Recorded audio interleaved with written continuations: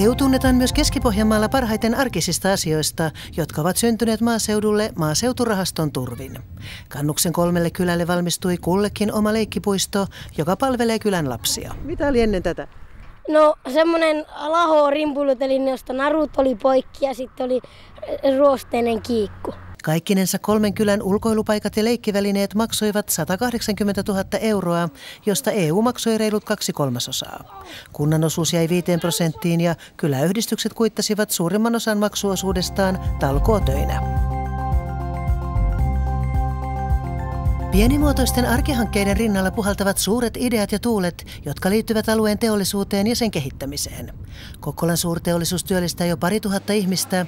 Suurin osa työpaikoista on kemian teollisuuden saralla, jossa jatkuva tuotekehittely on menestyksen avain. Vaikka pääosa yritystuista menee pienille yrityksille, myös suuret pääsevät nauttimaan tutkimus- ja kehittämisrahojen tuomista asioista, kuten tässä ammattikorkeakoulun kemian koetehtaasta. Eli yrityksille tämä antaa mahdollisuuden testata ja kokeilla kemiallisia ilmiöitä ja reaktioita aidossa ympäristössä. Kemian osaamiskeskus pitää sisällään korkeatasoisen koulutuksen, joka ulottuu aina oman yliopiston tutkijaryhmään ja kemian professuuriin asti. Tavalliselle opiskelijalle kemian koetehdas mahdollistaa hyvän oppimisympäristön. No tärkeää on totta kai, että saadaan ihan oikea käsitys siitä, että mitä me tavallaan tehdään ja pystytään tekemään sitä, mitä todennäköisesti työelämässäkin tehdään. Kaivosala kiinnostaa myös laajemmin alueen väkeä. Etenkin maakunnan litiumlöydökset ovat herättäneet suuria tulevaisuuden toiveita arvokkaan alkuaineen ympärille. Litiumkaivosta odotellessa aikaa ja EU-rahaa käytetään litiumakkujen kehittämiseen. Eli täällä voidaan valmistaa erilaisia akkuja, semmoisia pieniä nappikennoja ja sitten ihan tämmöisiä isompia pussikennoja. EU-rahaa on käytetty alueella myös rohkeisiin riskihankkeisiin, kuten sähköauton kehittämiseen. No voidaanko kehittää niinkin suuria akkuja, että ne kelpaavat sähköautoon? Voidaan kehittää. Eli jos se saadaan pienenä kennona toimia, niin kyllä se toimii sitten isompanakin kennona. Nyt Euroopan mitassakin ainutlaatuinen akkulaboratorio palvelee kaivosyhtiön lisäksi alueen kemian teollisuutta. Tässä on vanha satamakonttori, joka toimii nyt päiväkotina. Tämä taas on entinen Friisin konepajan työläisten asuntola. Ja viimeisimpänä, vaan ei vähäisimpänä, vanha marokkobaari, joka jäi sekin Yksipihlään sataman laajentumisen tielle. Kaikki nämä rakennukset on siirretty kokonaisina tai muutamassa osassa satamasta noin kilometrin verran keskelle kylää ja kunnostettu uuteen käyttöön työllisyyshankkeena.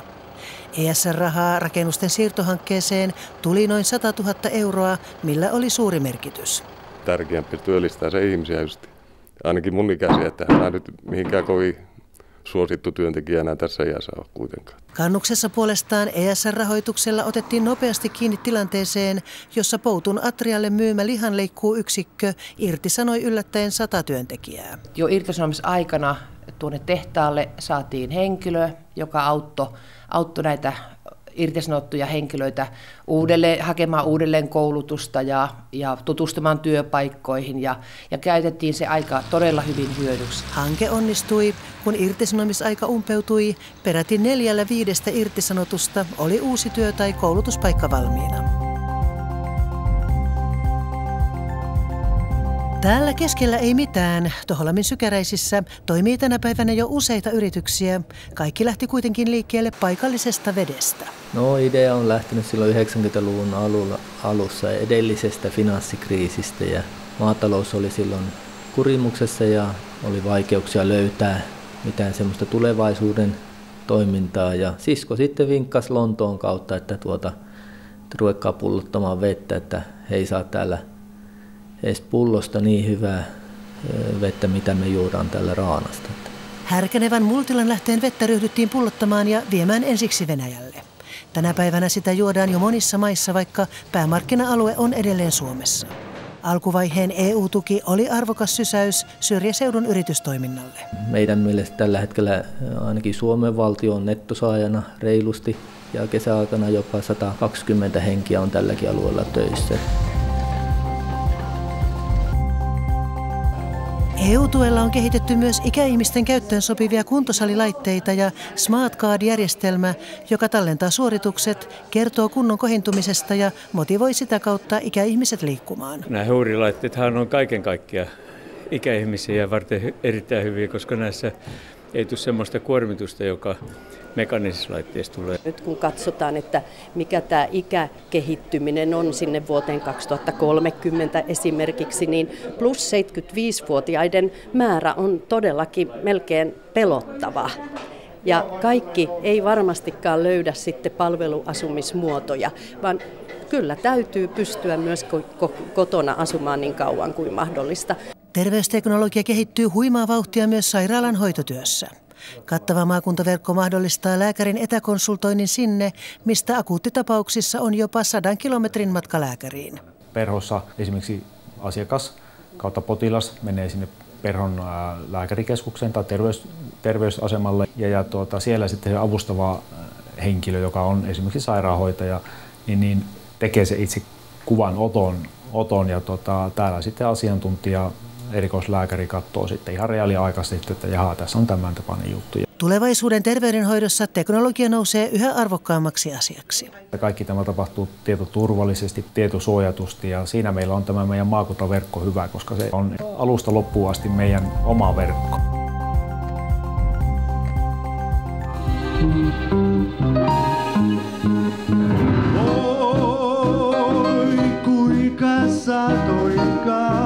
EU-rahoja on virrannut myös monenlaiseen kulttuuria ja hyvinvointia tukeviin hankkeisiin. Yksi onnistuneimmista oli Vie vanhus tansseihin -projekti. Siinä meillä oli ajatuksena, että se hoiva, mitä annetaan, niin se ei tarvitse aina olla kauhean surullista, se voi myös olla ilosta. Ja sitten myös niitä, että jos ajatellaan, että meidän vanhusihmiset, jotka on esimerkiksi hoitopalvelujen piirissä, niin on aika pitkälle jo dementoituneet, eli heillä on aika paljon silloin omassa nuoruudessa ja mietittiin, että mitä se voisi löytää ja silloin tuli mieleen, että tietenkin lavatanssit, että niistähän ne aina puhuu. Käntsälän mielestä hankkeita ajatellaan usein liian monimutkaisesti. Hienot tulokset paperilla eivät korvaa aitoja elämyksiä. Se ei ole ainoastaan se lopputulos, vaan se on se prosessi ja se, että siinä toiminnassa ihminen tulee näkyväksi. Se kerro hänen täysin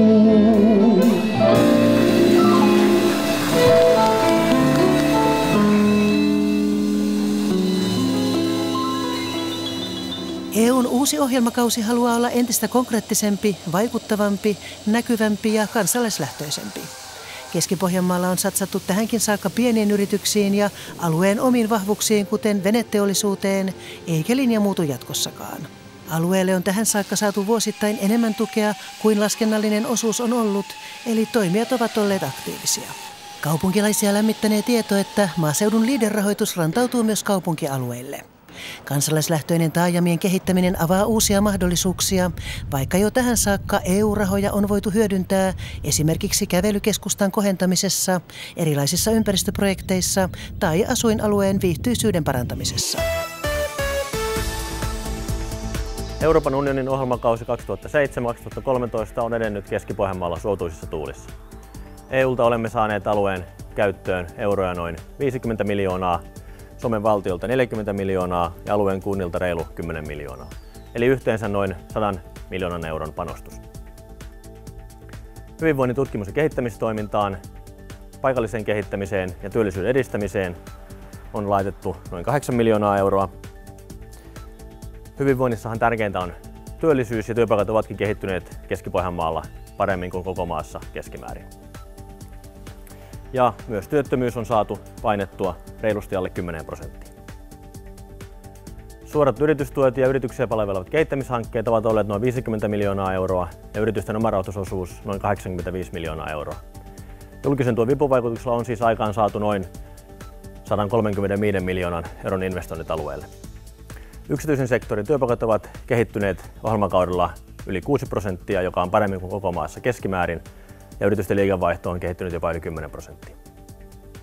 Maakuntaverkkoon, vetovoima- ja rekrytointihankkeisiin ja ympäristön kehittämiseen on laitettu yhteensä noin 12 miljoonaa euroa.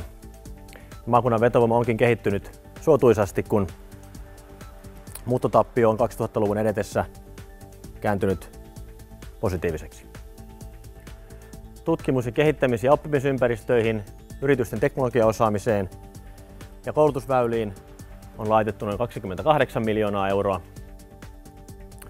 Koulutustaso onkin noussut Keski-Pohjanmaalla nopeasti, mutta vielä tällä hetkellä olemme koko maan tasoa selvästi jäljessä. Tulevaisuus näyttää siis Keski-Pohjanmaalla oikein hyvältä, toki vielä haasteitakin riittää. Muun muassa alhainen koulutustaso, nuorisotyöttömyys ja vähäinen T&K-toiminta. Haasteita ovat myös kansainvälistyminen ja kasvuyrittäjyys. Mahdollisuutena ovat pohjoisen alueen suurhankkeet. Tulevalla ohjelmakaudella saamme käyttöön saman suuruiset varat kuin tällä ohjelmakaudella, joten tulevaisuus on meistä itsestä kiinni.